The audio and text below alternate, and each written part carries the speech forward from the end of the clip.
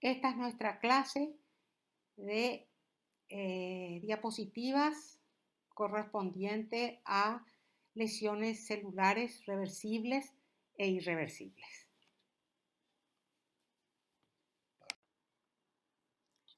Muy bien, estamos empezando con las lesiones reversibles. Por ejemplo, acá tenemos 2 biopsias de tejido hepático.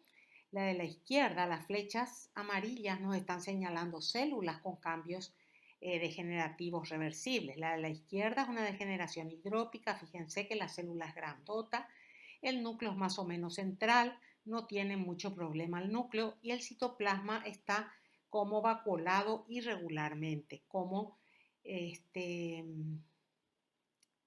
mostrando como zonas más oscuras y más claras distribuidas irregularmente.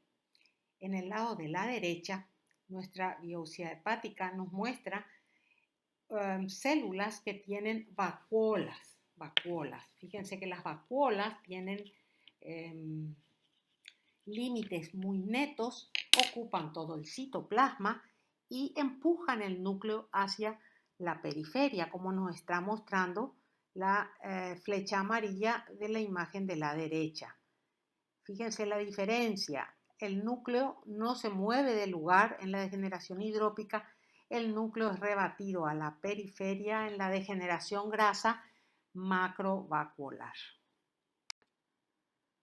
Acá tenemos otra biopsia hepática donde nos muestra células muy agrandadas de diámetro con su citoplasma vacuolado, irregular, ligeramente granular, muy característico de la degeneración hidrópica. Fíjense que los núcleos en general se ven muy bien.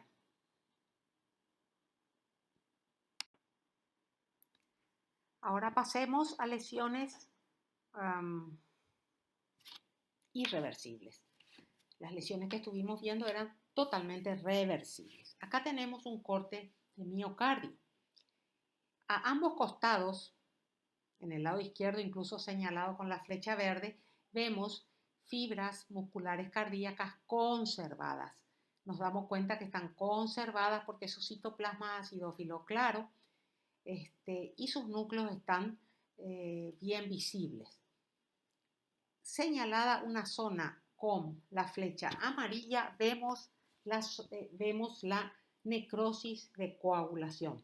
Esto es un infarto del corazón y fíjense que las células tienen un citoplasma muy acidofílico, no tienen una estructura citoplásmica identificable y los núcleos han desaparecido por completo. En la lámina tenemos otro corte de miocardio. Del lado derecho de la misma, con la flecha azul, vemos las células musculares cardíacas vivas, donde se ve incluso un citoplasma rosado, se ven sus estriaciones, se ven sus núcleos perfectamente identificables. Ahora, las células están grandes, de un tamaño el doble o el triple de lo normal y sus núcleos están algo arrugados, como una pasa de uva. Estas son características de la hipertrofia muscular cardíaca. En el lado izquierdo de la lámina y señaladas con flechas amarillas se encuentran células totalmente diferentes a las que estuvimos viendo. Son células que tienen un citoplasma muy eosinófilo cuya estructura citoplasmática no puede verse prácticamente y las células además no tienen núcleo. Esta es una típica necrosis de coagulación. Otro corte de miocardio para fijar bien las características de la necrosis de coagulación. Fíjense ustedes, la flecha azul me está señalando una fibra o célula miocárdica donde prácticamente no vemos ninguna estructura citoplasmática, los núcleos ya no están y entre las células miocárdicas necróticas empiezan a aparecer células inflamatorias. Esta es una típica necrosis de coagulación.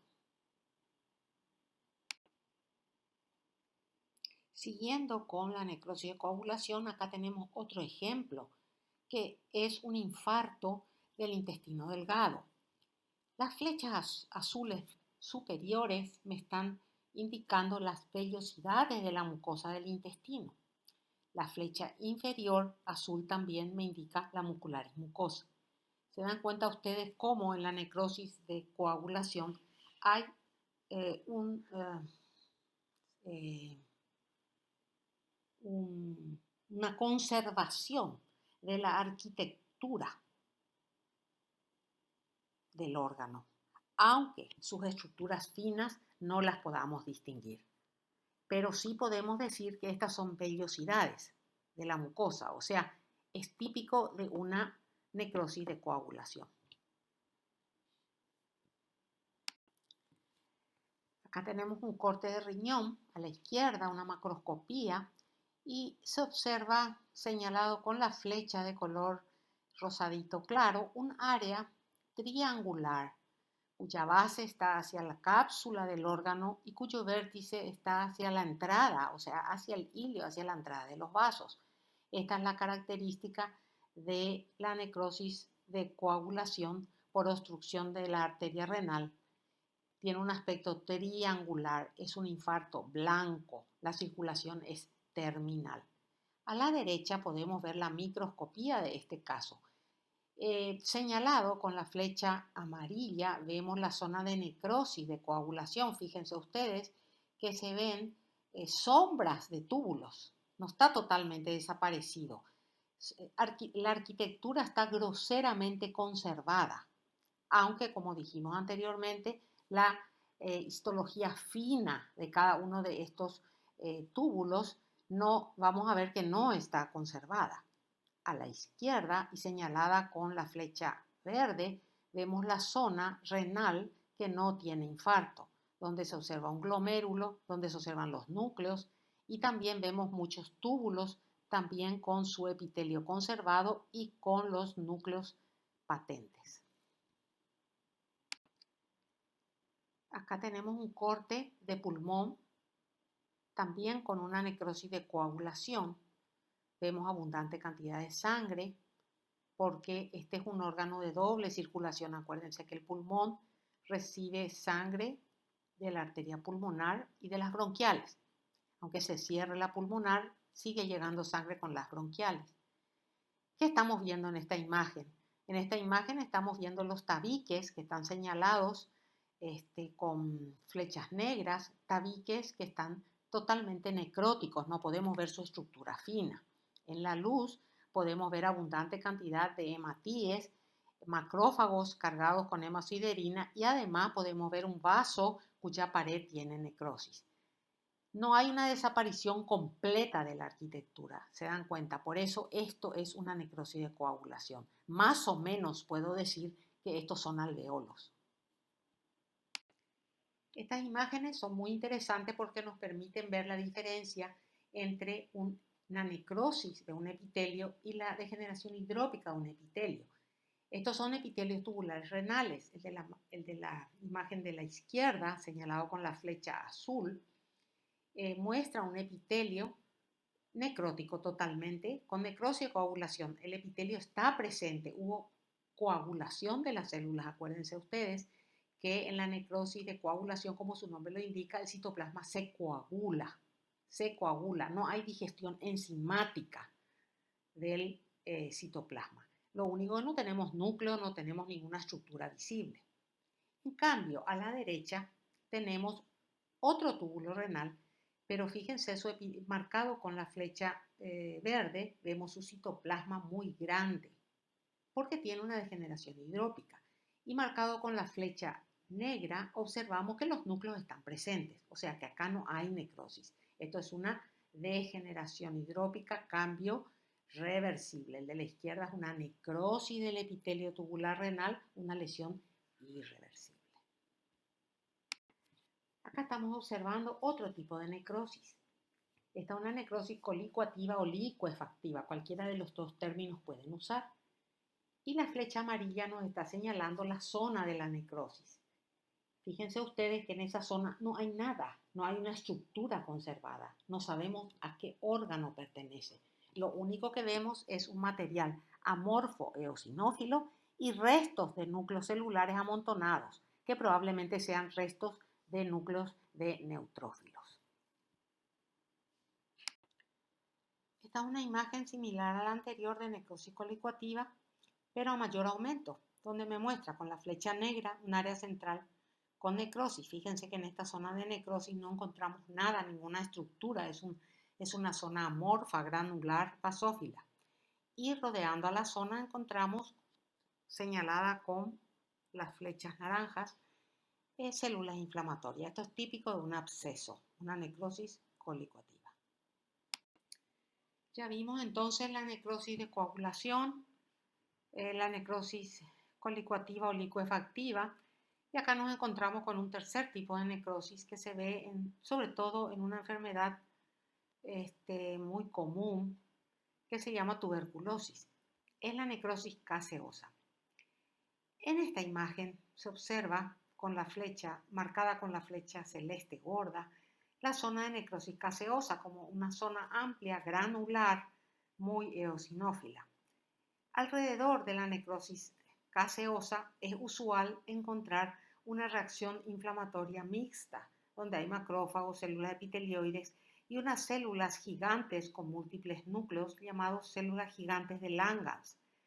La flecha larga celeste nos está señalando una célula de Langerhans. Fíjense que es una célula grande con un citoplasma amplio, eosinófilo y muchos núcleos.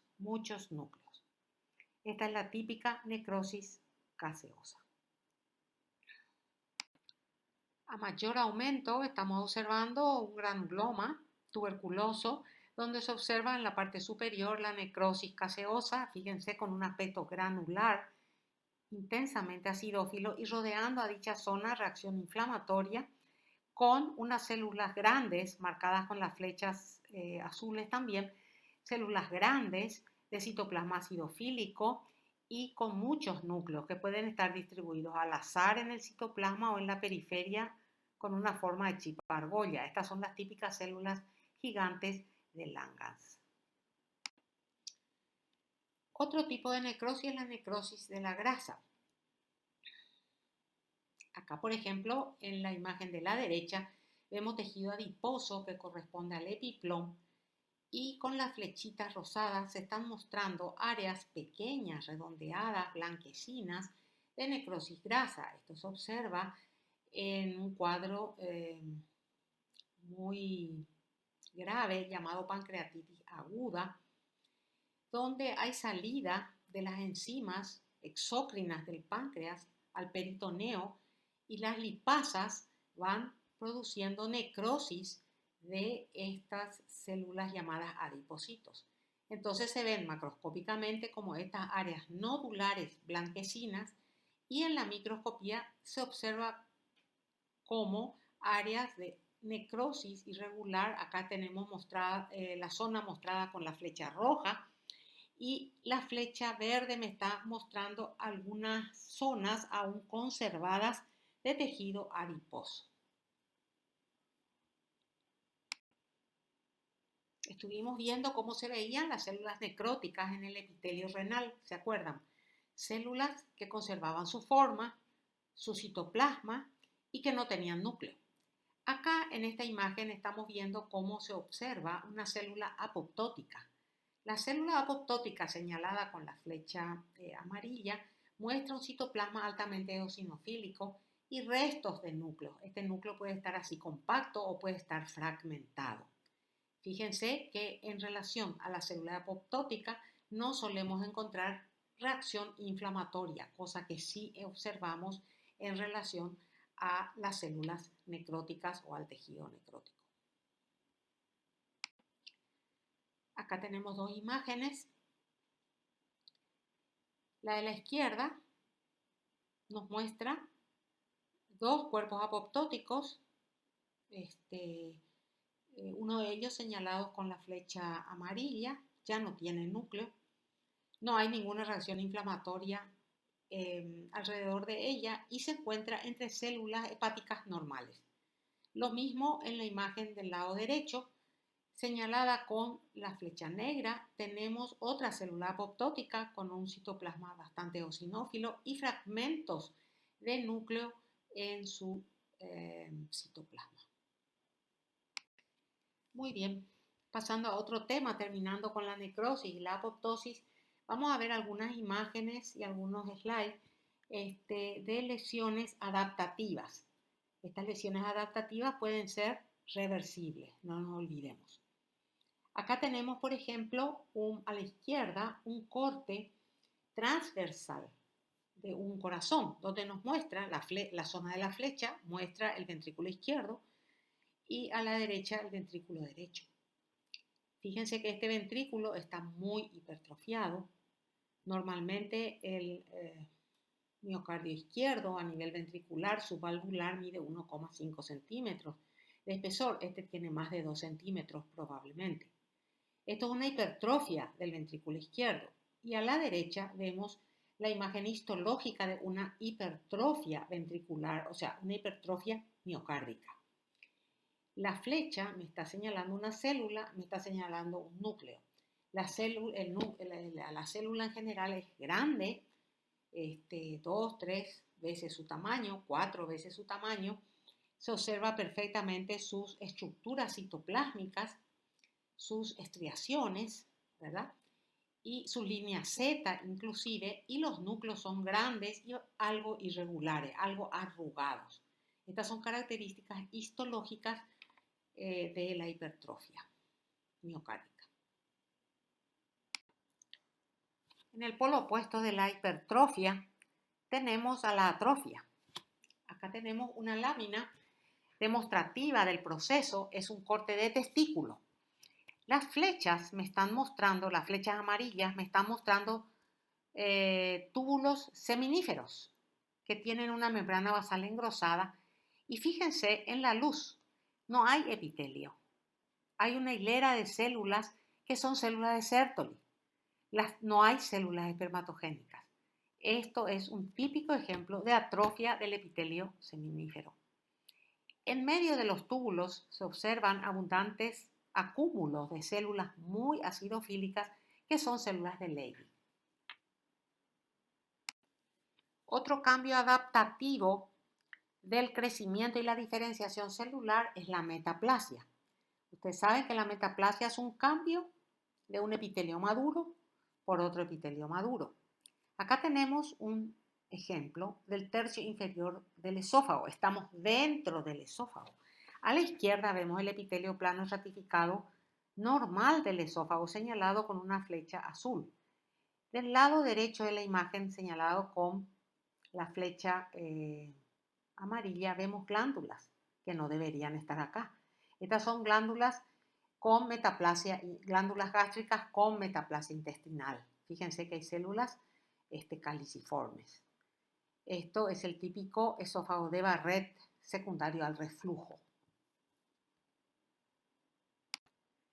Acá tenemos otro ejemplo de metaplasia. Esta es una biopsia gástrica donde el epitelio presenta cambios que lo asemejan al epitelio intestinal. Por eso se llama metaplasia intestinal. Se observa en la mucosa gástrica relacionado a gastritis. Una de las etiologías es la gastritis crónica por Helicobacter y es la base para el desarrollo de adenocarcinomas de tipo intestinal del estómago. Acá observamos otro ejemplo de metaplasia. Esto es un epitelio endocervical que debería ser, fíjense, en la parte superior, señalado con la flecha amarilla, debería ser un epitelio cilíndrico simple productor de mucina.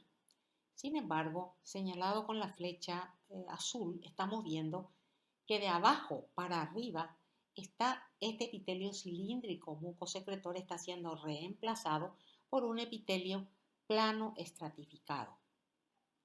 Esto es lo que se llama metaplasia. Es un lindo ejemplo de metaplasia. No se olviden que en la metaplasia no hay un cambio de fenotipo, de un tipo celular ya diferenciado, sino que es la consecuencia de reprogramación de células madre que se sabe, todos sabemos, existen en los tejidos normales o de células mesenquimatosas no diferenciadas que se hallan en el tejido conjuntivo.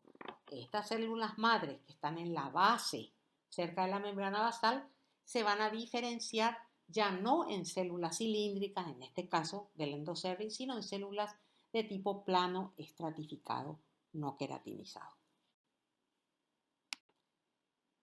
Una imagen similar a la anterior, fíjense, está bien el cuello uterino a la altura del endocervix. Fíjense que la flecha azul me está señalando glándulas endocervicales y en su superficie, donde debería haber un epitelio cilíndrico simple mucosecretor, que encontramos un epitelio plano estratificado. Esto es un claro ejemplo de metaplasia.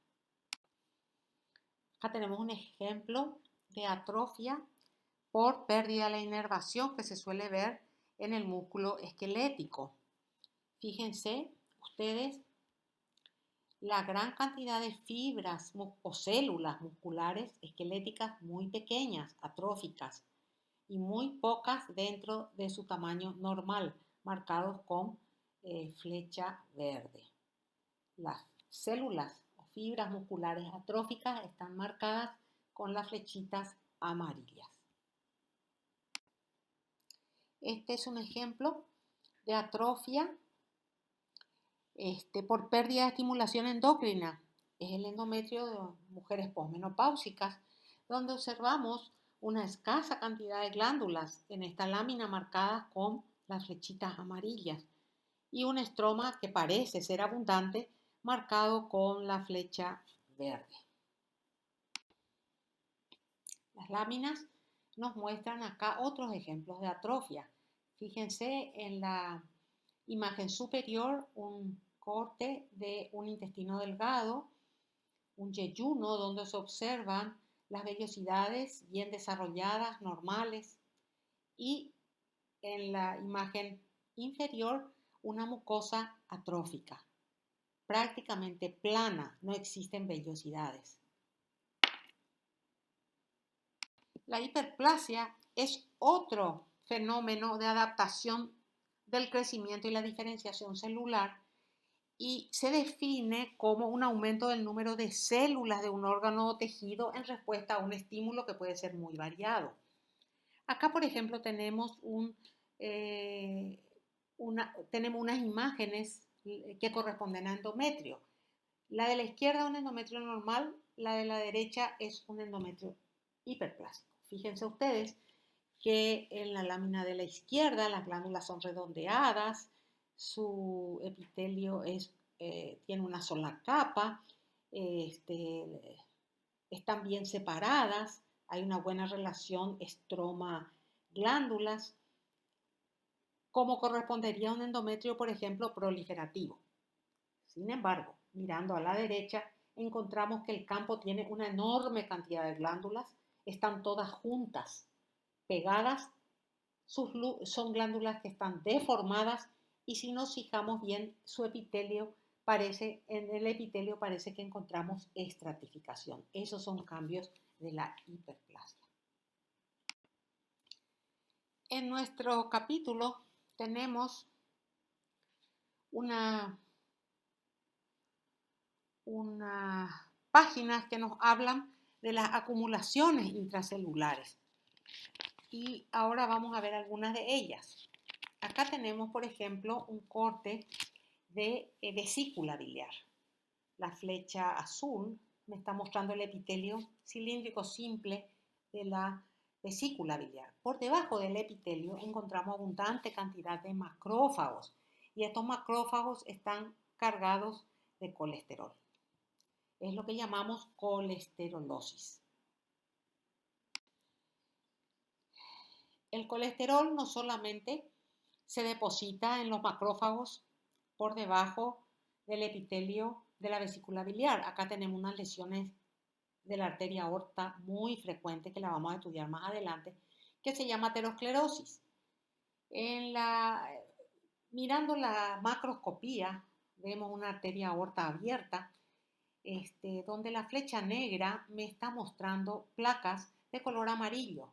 Esos son depósitos de colesterol. Y la flecha azul me está mostrando lesiones más avanzadas de úlcera y de necrosis y de calcificación de la lesión.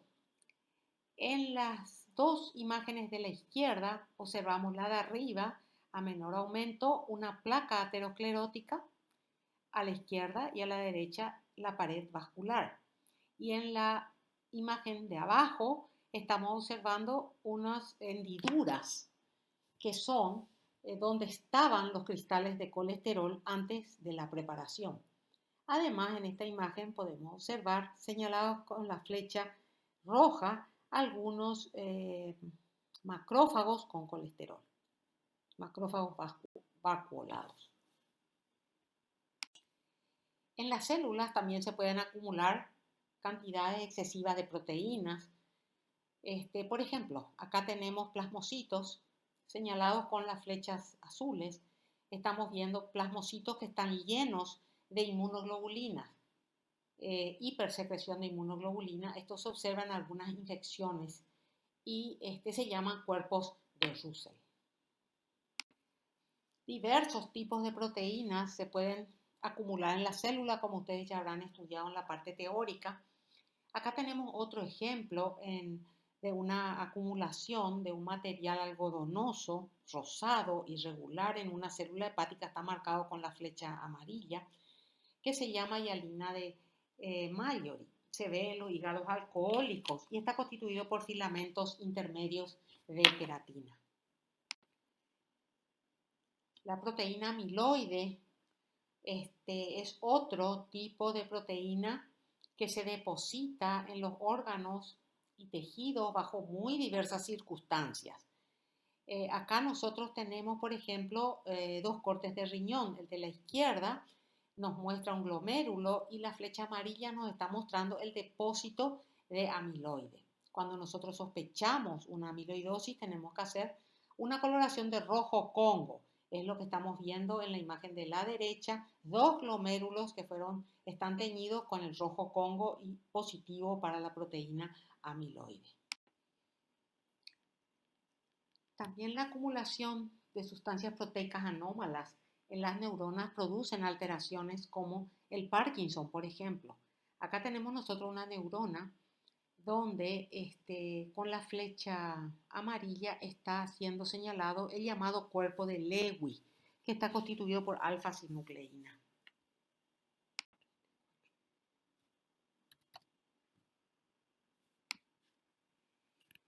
En la enfermedad de Alzheimer, donde encontramos depósitos de proteínas anómalas en las neuronas, macroscópicamente lo que observamos es una atrofia cerebral. Acá tenemos en la parte superior de la imagen un cerebro normal y en la parte inferior un cerebro con atrofia. En él se encuentra un ensanchamiento muy importante de los surcos y también a los cortes vamos a encontrar ensanchamiento de los ventrículos. Histológicamente en la enfermedad de Alzheimer solemos encontrar algunas lesiones bastante características. Una de ellas, la que nos está mostrando ambas imágenes, es la llamada placa neurítica, que está constituida por un centro amiloide AB y ese centro está rodeado de una periferia de neuritas dilatadas y tortuosas, los llamados axones distróficos. Estas son lesiones que miden de 20 a 200 micras y se encuentran en el hipocampo, en las amígdalas y también en la corteza cerebral. Otra lesión que vemos en la enfermedad de Alzheimer es la que está marcada con las flechas blancas. Son unas estructuras que se encuentran en las neuronas, en las piramidales, por ejemplo, en forma de llamarada y que están constituidas por la proteína tau hiperfosforilada. También nuestro capítulo nos habla de los pigmentos, que son sustancias coloreadas, algunas de las cuales son constituyentes normales de las células, por ejemplo la melanina en la piel, ¿verdad? En tanto que otras son anómalas y se acumulan solo en circunstancias especiales. Estos pigmentos pueden ser o exógenos procedentes del exterior del cuerpo o pueden ser endógenos que son sintetizados en él. Vamos a ver algunos ejemplos. Acá, por ejemplo, tenemos a la melanina. A la izquierda nosotros vemos una piel con un nódulo tumoral que es un melanoma. Y a la derecha vemos la histología de esta lesión donde vemos una proliferación de células tumorales melanocíticas en cuyo citoplasma se halla abundante cantidad de melanina. El carbón es el pigmento exógeno más común que tenemos y es un contaminante de las áreas urbanas y es inhalado y va al pulmón donde es captado por los macrófagos de los alveolos y transportado a través de los vasos linfáticos a los ganglios linfáticos de la región traqueobronquial. Las acumulaciones de este pigmento en el pulmón llevan a una enfermedad llamada antracosis, que puede no tener alteración funcional o puede acompañarse de fibrosis. A la derecha observamos el pigmento, el acúmulo en macrófagos. Fíjense que son gránulos pequeños, irregulares, agrupados de color marrón negruzco. Acá tenemos una neurona donde se observa perfectamente bien su núcleo, su nucleolo, su citoplasma, y en el citoplasma encontramos unos gránulos correspondientes al pigmento de lipofucsina. ¿Qué es la lipofucsina? Es un pigmento insoluble. Se llama también lipocromo y es un pigmento de desgaste. ¿Está compuesto de qué? De polímeros, de lípidos y fosfolípidos formando complejos con proteínas, lo cual nos está indicando que deriva de la peroxidación de lípidos poliinsaturados de las membranas subcelulares. En general, la lipofucsina no es lesiva de ninguna forma para la célula o para sus funciones. Nos queda para terminar ver un poco algunos ejemplos de calcificación patológica. ¿Qué es la calcificación patológica? Es un depósito anómalo en los tejidos de sales de calcio que tienen además algunas cantidades más pequeñas de sales de hierro, de magnesio y otros minerales.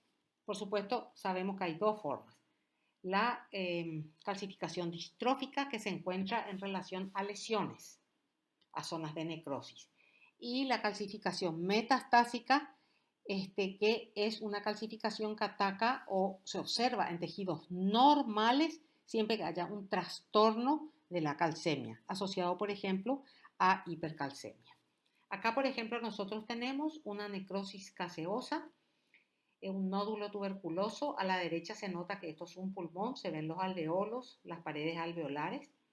Y esta zona oscura, granular, es la zona de calcificación. Como está en relación a una zona de necrosis, nuestro diagnóstico es de calcificación distrófica. Acá tenemos otro ejemplo de calcificación distrófica. La flecha nos señala focos de calcificación en la pared de una arteria que se ve en ancianos. Arterias con elementos histológicos de su pared envejecidos y que tienen secundariamente una calcificación. Y acá tenemos un ejemplo de calcificación metastásica. Este es un corte de pulmón y las flechas con el número 1 nos están mostrando cristales de calcio en relación a las paredes alveolares. La calcificación metastásica, como dijimos, se ve siempre que haya hipercalcemia, como por ejemplo aumento de la secreción de la hormona paratiroidea, resorción de tejido óseo cuando hay mieloma, por ejemplo, o metástasis ósea difusa, trastornos relacionados a la vitamina D como intoxicación por la misma, insuficiencia renal, etcétera, etcétera. Y la calcificación entonces solemos ver en una amplia diversidad de órganos en el cuerpo, principalmente en los tejidos intersticiales de la mucosa gástrica, de los riñones, de los pulmones, arterias sistémicas y venas pulmonares. Muchas gracias, chicos. Espero que esta clase les haya sido de utilidad.